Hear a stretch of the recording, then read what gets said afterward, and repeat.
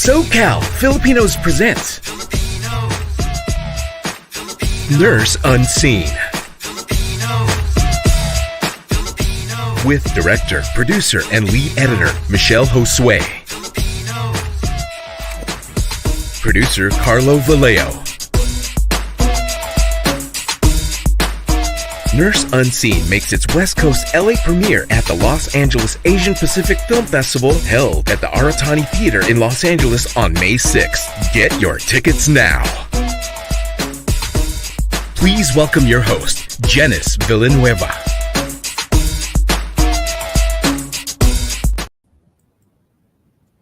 Hello and good morning. I'm Janice Villanueva, your host for today's Creative Spotlight. Welcome to all of our viewers who are joining us this morning, and a few announcements just to share with all of you. We have next weekend on Saturday, May 6th, we do have Vista de Mayo, the Filipino Festival at Long Beach, and this is going to be held at the Jackie Robinson's Academy. And then also next Saturday, for those of our friends in the Valley, we also have the second annual Asian Cultural Festival, which is going to be held at the Pierce College. And then lastly, we've got Mayfest, celebrating our caregivers, happening on Sunday, May 7th at the Carson Civic Center. So lots of exciting and fun events happening starting for the month of May, which is also Asian Pacific Islander Month.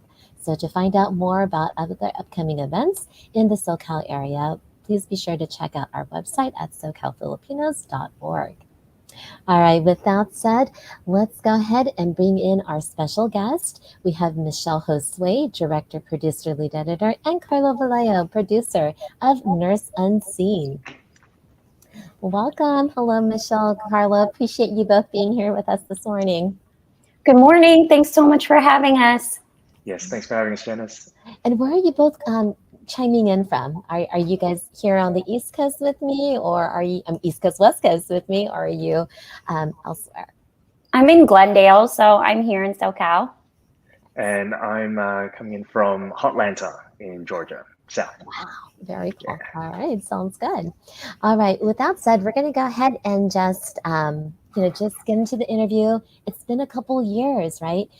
You, Jason, our founder, had interviewed you both 2 years ago when you guys were just getting started. I mean, we had launched the Kickstarter at the time, which I know did phenomenal, which is great. And so since then, tell us what's been going on.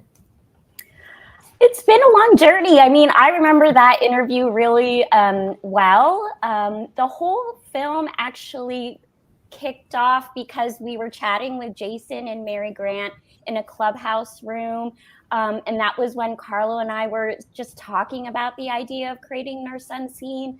And in that room, I reconnected with Arlene de la Pena, and she was also working on a nurse documentary, and we decided to combine forces. And then, like you're talking about, that interview happened right when we were raising funds to get into production of Nurse Unseen, and that was 2 years ago. So it's so meaningful to be in conversation with you after the film has finished, after we made our world premiere at Cleveland International Film Festival, and on, I guess, the eve of our Los Angeles premiere. So a lot has happened, but it's really great to come back with you all and just talk about like how it's evolved since it's been such a long journey that SoCal Filipinos has been such an important part of. Got it.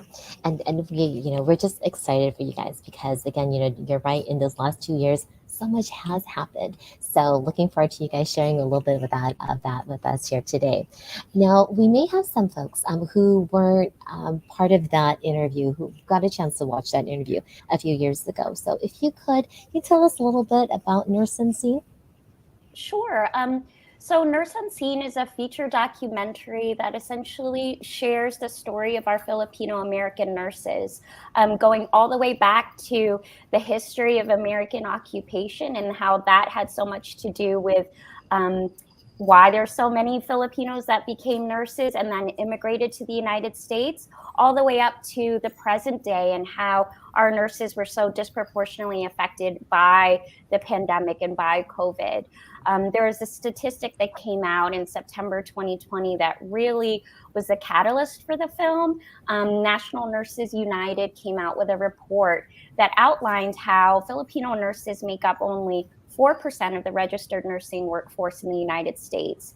But at the high point of the pandemic, they made up over 31.5% of the COVID nurse deaths. So with that study, Carlo and I and the rest of the team were really inspired to share the story of the Filipino-American nurse so people know what they've contributed, what they were sacrificing, what they were going through. We feel it's a really important film that means so much, not only to this community, but communities around the world. The Philippines is the largest global exporter of nurses around the world. So this film has a potential to make a lot of impact. Absolutely. And you're right. We joke about, in our own stereotypes, we grow up to be nurses, that's what our parents expect us to be. But at the same time, in the, in the industry, we don't talk about the Filipinos and the impact that they have, the numbers, and how many.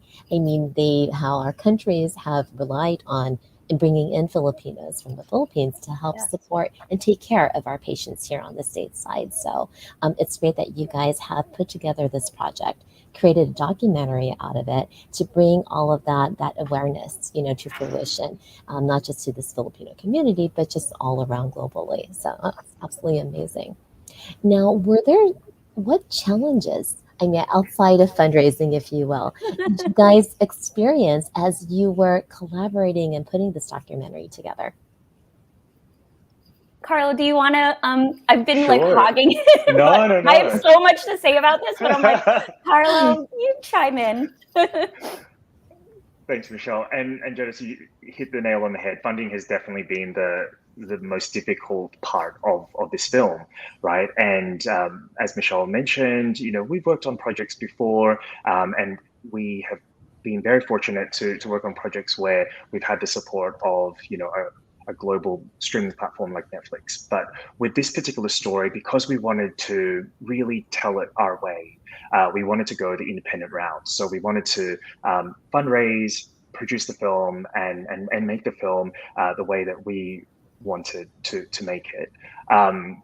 And so with that, I guess the only other challenge that we had was distilling all of the incredible stories that we were aware of in the research of this film, and figuring out who to interview and where to go in terms of talking to people on camera for the film.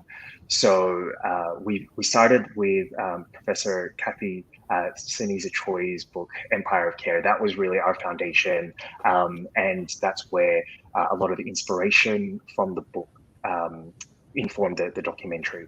And so with that, we also had to make some logistical decisions, and we focused primarily on the East Coast, with New York and Elmhurst being the epicenter of the epicenter during the first wave of the pandemic, as well as the West Coast, where there are so many Filipino nurses in LA, but also in the Bay Area. So a lot of people asked, will you be going to the Midwest? Will you be going to other parts of the country? And as much as we wanted to say, yes, we would love to interview and document all of these incredible stories, we really had to make that decision to say, realistically, and with the limited budget that we had, we could only really focus on the West Coast and the East Coast of the US. Michelle, did you want to add anything else to the challenges that we faced? I think that's right. The story of the Filipino-American nurse spans hundreds of years, decades. So it's really hard to, like you said, really distill that and edit that into a cohesive documentary, because nursing is such a diverse field. Like, you can go into so many different careers just within that profession. So we had to really be firm about what angle we were going to pursue and focus on that story, because then we would have an 8-hour documentary that no one would want to sit through. But all that being said, there's a lot of potential to tell more of this story. There's so many layers. Like, we could have many different parts of this story. We're just like at the tip of the iceberg here. So in that, with all that, that's kind of exciting. And also, we were filming like during the pandemic still. So that was also a big challenge, like trying to film in the hospitals, making sure we were all safe and vaccinated. And we just wanted to, that was just the number one concern, is just how to keep everyone healthy and safe while honoring their stories.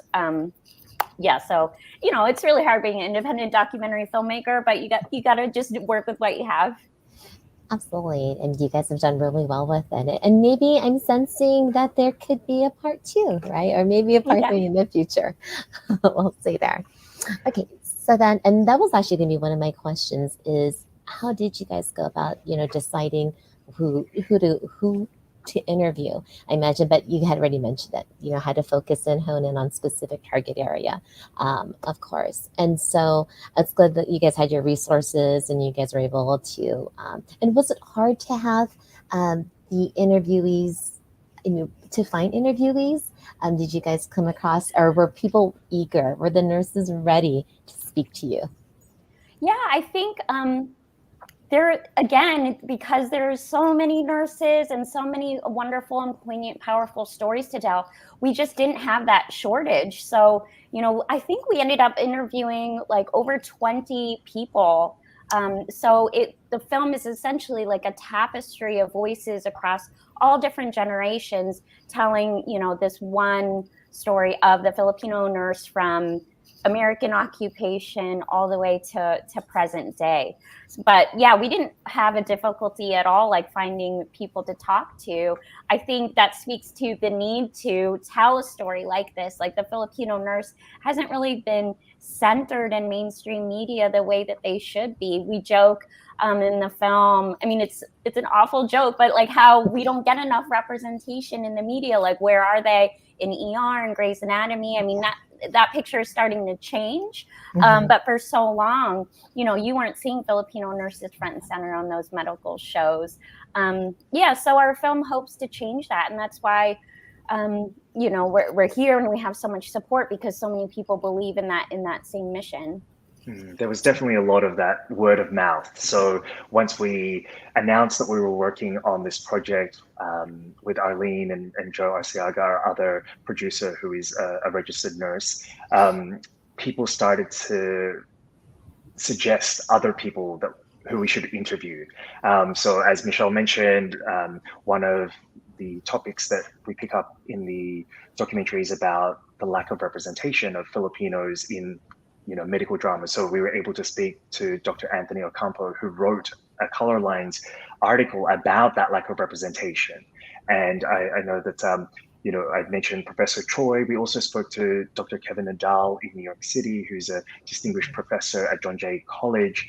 And he was telling us about, of course, he wrote the book on Filipino-American psychology, but he was telling us about the impact of the pandemic, not only on our nurses, but also on the Filipino-American, and I would hazard to guess, on Filipinos around the world in terms of the impact of the pandemic. So we really had this far-reaching catch-all, and it was, as Michele mentioned, a challenge to sort of make sure that we were telling a cohesive story in 90 minutes, right? Because that's the format that we had decided to achieve, a 90-minute feature-length documentary. But we could have gone on for so long because there were so many amazing gems, so many amazing insight that we were able to document, but also some very harrowing stories, and we want to honor those stories of loss and of grief and of coming together as a community. And so it's not just a one-sided story. It really runs the gamut of all of the emotions, all of the experiences that we've had in the last 2 to 3 years. Absolutely. And I know all of us have been impacted, right, by COVID one way or another. And this is just a piece of it. It's an important piece of it, right? For our communities to be aware of. And I can't imagine how much content you guys did receive, through those interviews, all the different stories, and how wonderful it could be if we would be able to, include all of that in there. But nonetheless, I'm sure, again, with what you guys were able to put together, obviously it's won awards, and it's, we're going to be able to see it at upcoming film festivals. So that's super exciting. Now, speaking of festivals, you guys do have it coming up in next weekend, if you guys want to kind of speak to that and that process. Like when we had you guys here 2 years ago, we were talking about, we want to go ahead and submit, applications so that we can get our movie shown at the various festivals, film festivals around the world, and also locally. And so what has that been? How's that been? All filmmakers can attest that process is kind of the worst, submitting to film festivals, waiting to hear back, getting, rejection, but then on the opposite side of that, getting accepted into different festivals. I mean, it runs the gamut of all of the whole emotional spectrum. So when we first were chatting with you all 2 years ago, the film was in production, but we were also really gunning to submit to the early film festivals at that time and editing at the same time. It was all like very fast and furious because, we just felt that this story was so urgent, so relevant that audiences needed to know. I mean, we didn't know how the pandemic was going to work out or what was going to happen. So there was just this enormous sense of urgency. That timeline got to slow down a little bit, and we really got to take the time to really elegantly and carefully and painstakingly craft the film the way we really wanted to. And then we got to submit to film festivals when we felt we were truly ready and the film was really where it needed to be at. And we got to world premiere at the Cleveland International Film Festival, which is the home of Cleveland Clinic, one of the best hospitals in the US. And we had an amazing turnout and we did really, really well. But now, coming up in May, which is AAPI Heritage Month, and International Nurses Day is going to be May 12th. Mm-hmm. I mean, that's all so meaningful to be able to take the film and share it with our hometown audience. So many of the cast, I guess, the protagonists featured in the film will be present at the screenings and at the Q&A afterwards. We'll just be with so many supporters who made this film happen. I mean, it's almost like a world premiere part 2. So it's really, really so meaningful and exciting for us. And then the next week, May 12th, we'll be at CamFest in San Francisco, one of the largest Asian film festivals in the world. And we'll be able to share the film up there in the Bay Area, where we first started filming Nurse Unseen with Dr. Catherine Sinisa Choi. So this month is going to be really just very, very extraordinary and very special for our team. And we're excited to share it with these communities that mean so much to us. That is awesome. And Carla, will you be there also? You'll be traveling from Hotlanta, if you will, over here to the west side to join the team. That's right. I'm very excited because it has been a while since I've been to LA and to, as Michele mentioned, to the Bay Area where we started filming Nurse Unseen. So it is nice to be able to say we will be there at LA Asian Pacific Film Festival on May 6th, and then also on May 12th, which happens to be International Nurses Day at the Center for Asian American Media Film Festival, CanFest. And it would be remiss of me not to say, like, we've been so fortunate and we're so grateful for, Cleveland International Film Festival inviting us for our world premiere, where we received the Global Health Competition Award. So for us to world premiere at a festival and receive an award for global health, we thought that was amazing. We're so honored to be invited by LA Asian and CamFest for our West Coast premiere and our Bay Area premiere. And, we've been saying to people, we want to take this film as far and wide as possible. We know that we have some more festivals that we've submitted to over the summer, and hopefully, people have been asking, when will it be in New York? When will it be in Chicago? When will it be in Austin? And we're hoping that there will be a festival that will invite us to screen this very important film. But in the background, what we're trying to do is work towards Filipino-American History Month in October. And our dream, I'll speak on behalf of the team, our dream is to screen this film at the White House during Filipino-American History Month. And you better believe it, we've been planting those seeds and starting those conversations, saying, like, do you know anyone, there? Or who do we need to talk to? Because, President Joe Biden is featured in the film along with, former Mayor de Blasio and Mayor Garcetti. And we really want to show this film at that level, right? To be able to say Nurse Unseen screened at the White House for Filipino-American History Month in October of 2023. We're putting it into the universe. We are, manifesting that, and hopefully we'll be able to share that news from SoCal, all the way to Washington, D.C. in the White House. I'm sure we can make it happen. I mean, just SoCal Filipinos alone, everyone knows everyone. Our Facebook, we have 76,000 plus members. On our IG, we have 125,000 plus. So someone's got to know someone, and Jason, our co-founder, is one of those folks who kind of knows everyone in the industry. So, oh my God, how exciting would that be? But no, that's just something, an amazing goal to have and something to look forward to. And we're super excited when you do tell us that it will be filmed there, that will be shown there too. So, very cool. And have you guys had requests, or have you even thought about featuring your documentary even in the Philippines? Has that come up as a thought, or? Yeah, we have received a request or two to screen in the Philippines. So we're still trying to figure out how that'll work out logistically, with our international premiere and our Philippine premiere. So we want to be really strategic about where we first launch it over there. But absolutely, I mean, when we made this film, we knew we wanted to also take it to the Philippines as well. I mean, that's very important to us. But we'll keep you guys posted for sure. And I'm sure people will reach out to us and tell us their ideas on, where we should take the film next, or how we should take the film into the Philippines.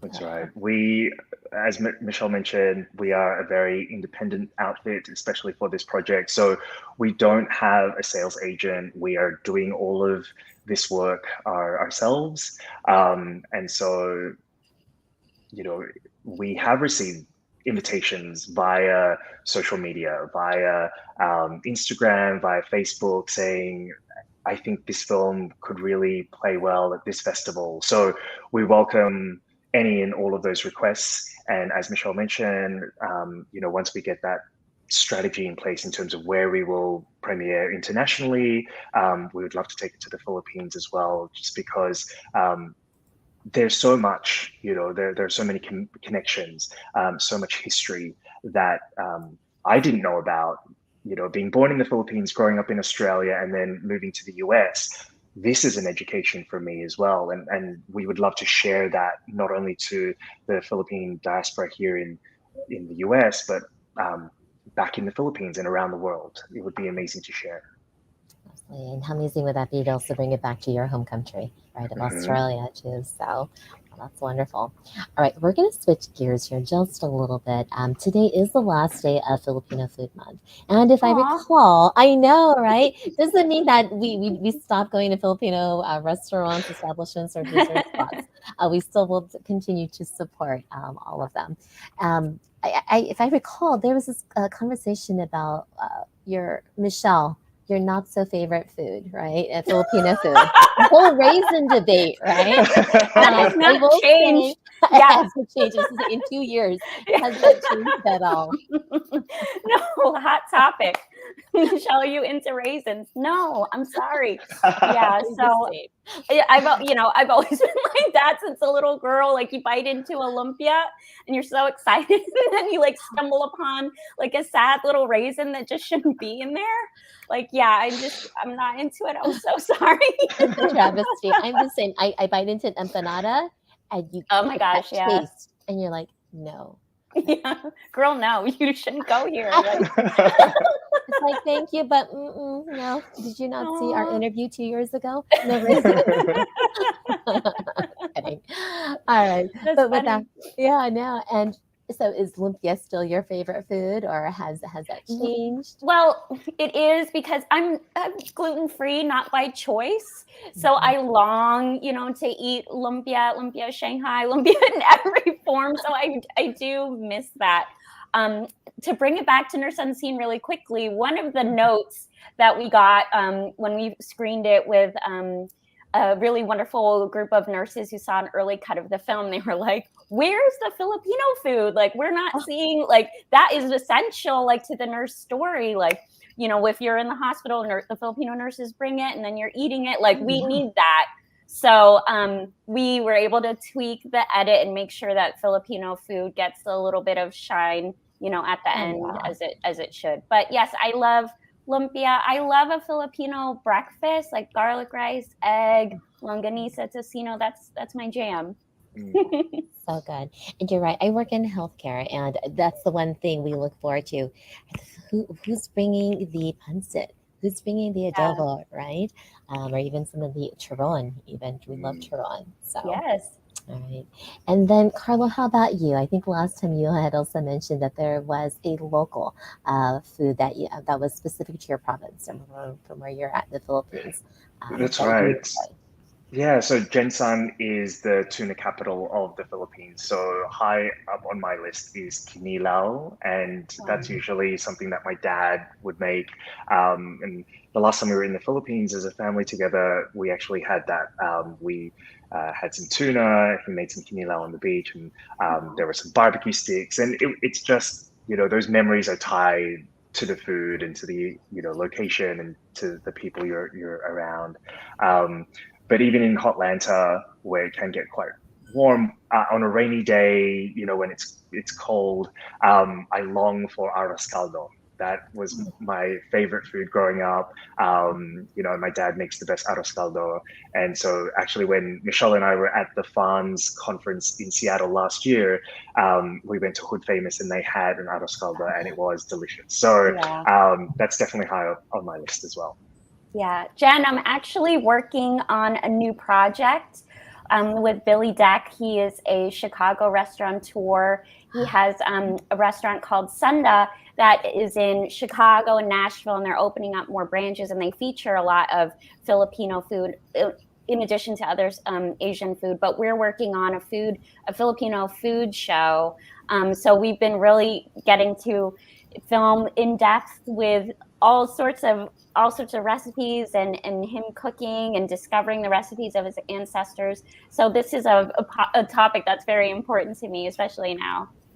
Oh, that's wonderful. Okay, well, hold that thought because later on in our interview, I was going to ask you what are some future projects, that we can expect. What are, next steps? And so it'd be good to kind of hear a little bit about that, and of course, Carla, what you're doing as well. So thank you both for sharing what your favorite Filipino dishes are or continue to be. So that's wonderful. And then now jumping back to Nurses Unseen. 2 years, right? We've talked a little bit about what has happened, and so I mean, for it to be production at the time, we did our interview Yeah. to where you are now. It's done. It's completed. It's been submitted, to festivals. It's been shown.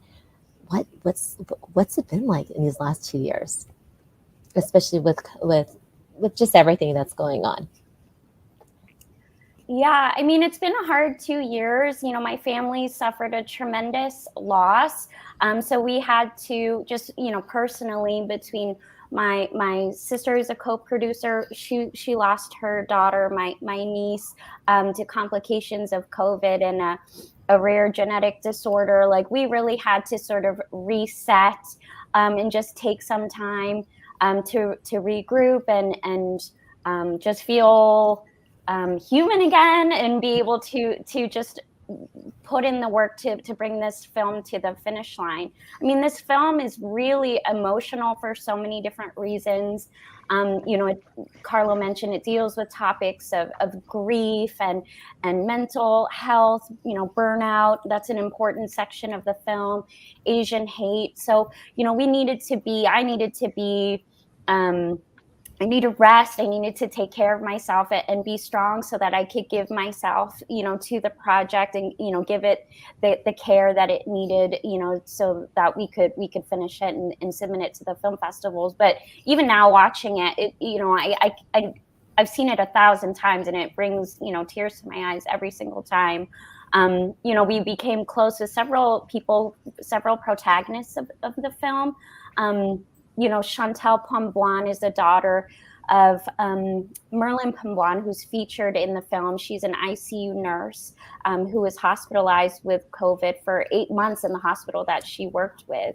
So to share this film with her, her mom unfortunately passed just a few months ago. She didn't get to see the finished film.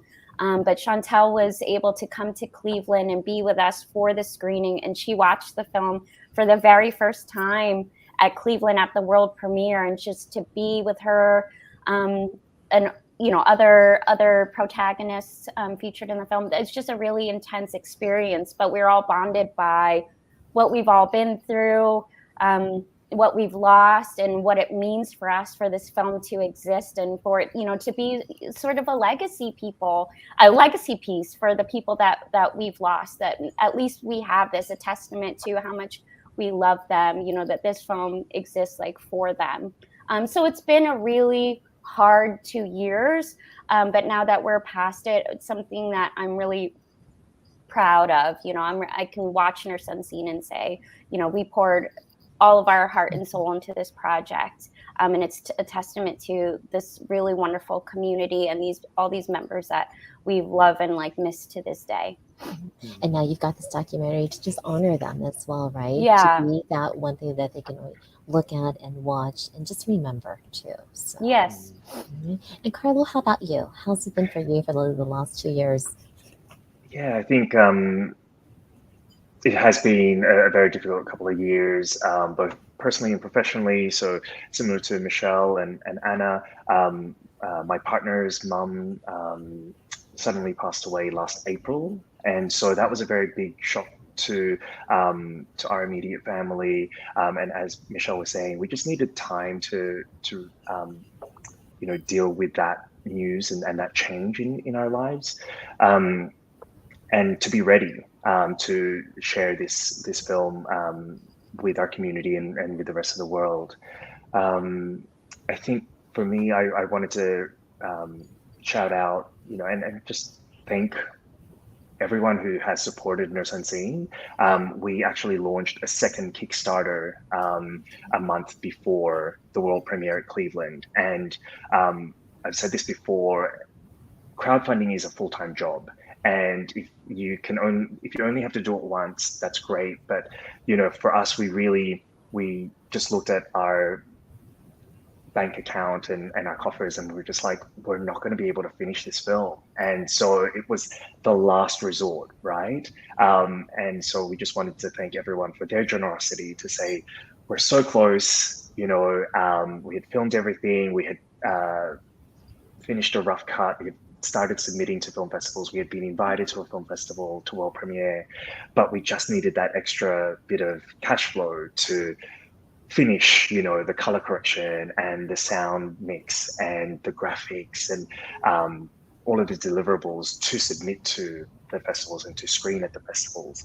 So as much as we were like, oh, we really don't want to launch another Kickstarter campaign a month before our world premiere, that was the only way that we could get the film Nurse Unseen to Cleveland. And so we're very grateful for everyone's support. And now we are able to take the film and screen it at LA Asian and at CamFest. And as I said, hopefully at the White House in October. So thanks to everyone's generosity, the film lives on. And as Michelle mentioned, it is a legacy piece. I've also seen it quite a few times, maybe not as many times as Michelle.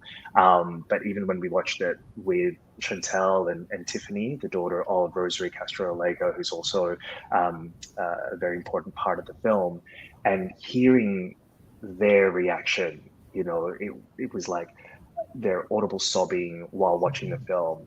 It just broke my heart. But it also made me realize how important this piece is, because it's not just a time and place. It's something that will live on, and their stories will live on through this film, and we'll be able to share it with so many people, so that they're not forgotten and that they'll be celebrated. Absolutely. And that's a good way to put it. And and this is a good segue. You've talked about how you had to launch a new Kickstarter, right? Right before the other festival. How can our audience members help? Is there anything, if someone wanted to contribute and donate, is there still an opportunity to do so? There is. So on our website, where you can learn more about the upcoming screenings, including LA Asian and Canvas, there is still a way for people to donate through our fiscal sponsor, which is the Center for Independent Documentary, CID. And we are able to accept tax-deductible donations through CID. So there's a link on nurseunseen.com that will take you to the CID webpage for Nurse Unseen, and people are able to make tax-deductible donations through that. That's perfect. And again, for our viewers who are watching right now, again, that's www.nurseunseen.com. So make sure you check out their website, because you'll find the links to make those donations, and then to also learn a little bit more about the documentary itself, the folks behind the camera, along with any upcoming screenings that they will have. So good there. Now, what do you want, when our viewers go in and they watch the screening, what is it that you want them to walk out with or feel after watching the documentary? Sure. Carla, if you want to go first, or Michelle, if you want to take it. Well, I Michelle? think for our Filipino community, we just wanted to bear witness to what our community has contributed and what they've undergone through the last few years.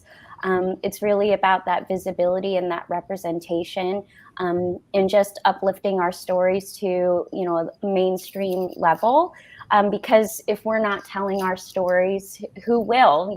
That's why Carlo and I are making these films, and we're really about telling Filipino and Filipino-American stories in a genuine way. If we didn't make this film, I don't know if anybody else would have done so. I mean, probably, but it's really hard. There are not that many Filipinos working in the documentary space. So, that's one thing. And I think for myself, I was never taught Filipino history in school. So making this film was really illuminating for me. It taught me a lot about, my personal family history and how it's so linked to the story of the Filipino nurse. I mean, my aunt immigrated here in the late 1960s. And that's why my mom and my father came over. It's because of nurses like her that we're here. They're just such pillars of our community today. So I just hope Filipinos can appreciate that legacy. And then for audience members who aren't Filipino, just for them to have a more emotional, humanistic understanding of our community, of what we're all about, what we've contributed to American healthcare. I think that's all really important. And I'm really proud of this film because it's starting these conversations, and it's educational, but also, really impactful, and it really hits you in the heart. So those are my highest hopes for the film. Sounds good. And Carlo, how about you? Yeah, I couldn't have said it any better. And I think, just to add to what Michelle was saying, it's that idea of people will have a chance to see this film and then be able to talk about it. Even if they're Filipino or not, they'll be able to talk about it to other members of the community. And I think that's the most important takeaway that, as Michele mentioned, it's not just educational. You know, you feel for these people, you empathize, and so in the real world, you'll be able to say, "Oh yeah, I remember hearing about that story about these Filipino nurses who were affected by COVID, or their families, their communities who are affected by the rise in anti-Asian hate." Right, and just being able to add to the conversation, to be able to say, yes, a film like Nurse Unseen, not just it doesn't just teach us about the history of Filipinos immigrating to America and what we've been able to contribute, but it's also saying, it's showing that there are still so many challenges that have occurred in the past, and history is cyclical, and that we are facing similar challenges to our predecessors, our ancestors, and so being able to contribute to that conversation, that dialogue, so that people can learn about how they can be and help the community as well, right? Be an ally to the community, and not just say, well, I don't know anything about the Filipino community. This is one way that they can learn about the Filipino community, and be part of it. Absolutely. And it's not just Filipino food, right? It's not just adobo, lumpia, pancit, right? That we're known for. It's more than that. We definitely have a lot more, a lot that we've contributed to, over the last decades, probably even decades for sure, even centuries.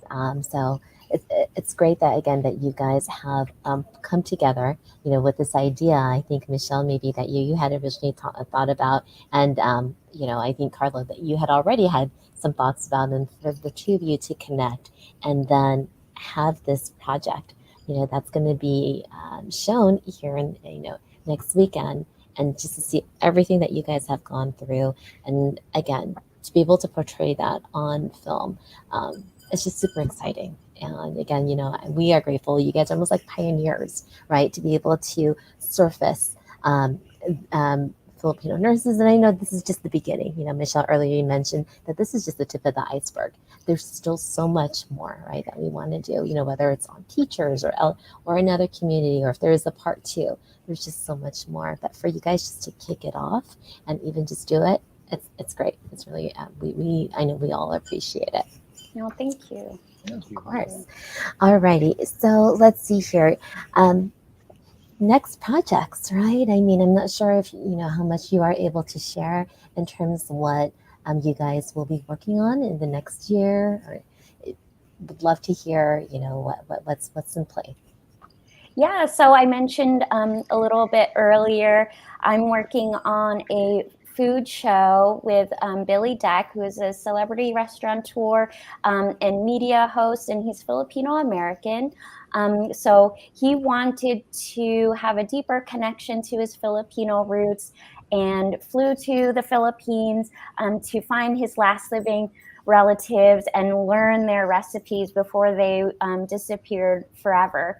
So it's been a really beautiful, poignant, and fun experience traveling the Philippines with him, meeting his family, and getting to cook these dishes and try these dishes for the very first time. And it's really just a fun change of pace coming from Nurse Unseen with these really, heavy stories, and then to film, a travel and food show. It's really exciting. So that's about all I can say about it, because it's still in the works, but I'm really excited once it's done, and once we lock in the whole distribution picture, that we'll be able to share it with our community on a broader scale, whether it be on streaming or television. It'll be a really fun project, because so much of our cultural identity as Filipinos is based in our food and our cuisine. So this is something that I think everybody will really enjoy and relate to. That's awesome. And you'll tell him no raisins. We're not including any raisins in any of our content or footage either. So. Yeah, that's my one director note. Wonderful. And then Carla, how about you? Anything that you'd like to share with the group? Yeah, so Michelle and I actually founded a production company during the process of making Nurse Unseen. Yeah, it's called Significant Other Productions, and I think a mutual friend of ours connected us way back in 2014 because he knew that we both wanted to tell Filipino stories, and I think for us that has been the case with Happy Jail, with Nurse Unseen, and we have some projects that we are developing that will focus on Filipinos, Filipino-Americans. It will have some food elements to it as well. I think that's a very big part of the projects that Michelle and I like and gravitate towards. But as you mentioned, we are very interested in hearing other people's stories. I think, before this call, Jason was like, what about teachers? And my mom was a teacher in the Philippines. And so for me, I would be very interested in exploring a story about Filipino teachers coming to the US or other parts of the world. I think for us, Happy Jail was a really wonderful experience, a once in a lifetime experience that brought us back to the Philippines to tell this story that had this notoriety and people knew about, the dancing inmates of CPDRC. But then we were able to find, those stories that you don't necessarily hear about or learn about. So I think that's what really motivates me to work with someone like Michelle, who finds those gems in these stories, whether they're well known or obscure, and making them really human. Finding the human aspect of these stories that need to be shared with the mainstream audiences. Wonderful. That's awesome.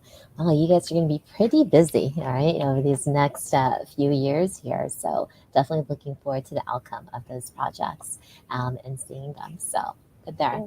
Now, I think before we end, let's see, I'm not sure if there are any additional questions from our viewers, but viewers, if you do have any questions, please put them in the comment section. We'll make sure that we bring them up, bring them forward here for Michelle and for Carlo.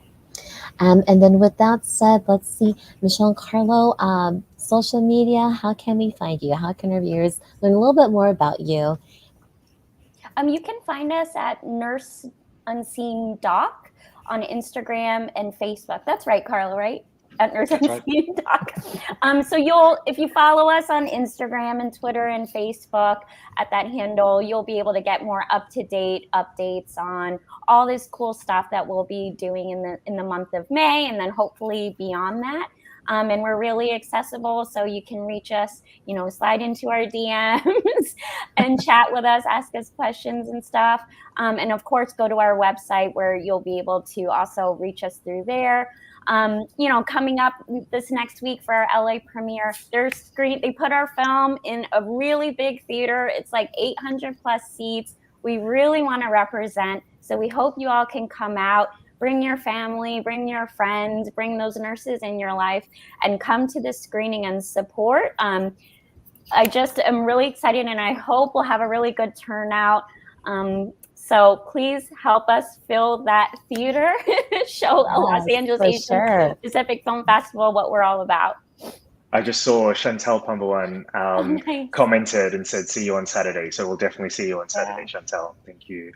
And just building off what Michelle was saying, I wanted to shout out our associate producer, Michael Barron, who has updated our website with the upcoming screenings like LA Asian Pacific Film Festival on May 6th, and then also CamFest on Friday, May 12th in the Bay Area. And so we will try to update that as much as possible and as quickly as possible with other screenings that come up during the summer. That's wonderful. That's awesome.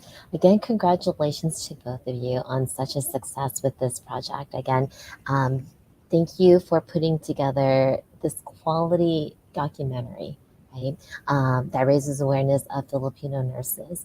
And so we are grateful. Again, we look forward to your future projects.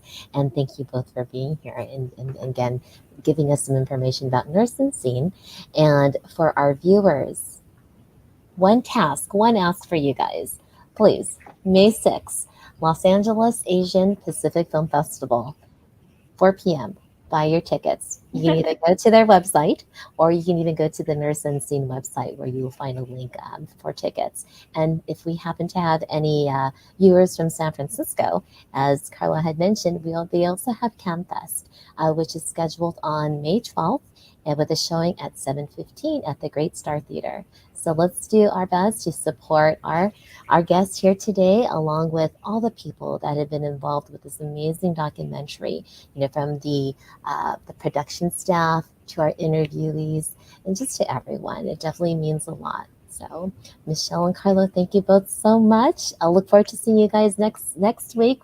We plan to go ahead and stop by and to watch the film as well. You guys Thank there. Thank you. And thanks to you guys for being such amazing supporters from day one. So we really appreciate you all.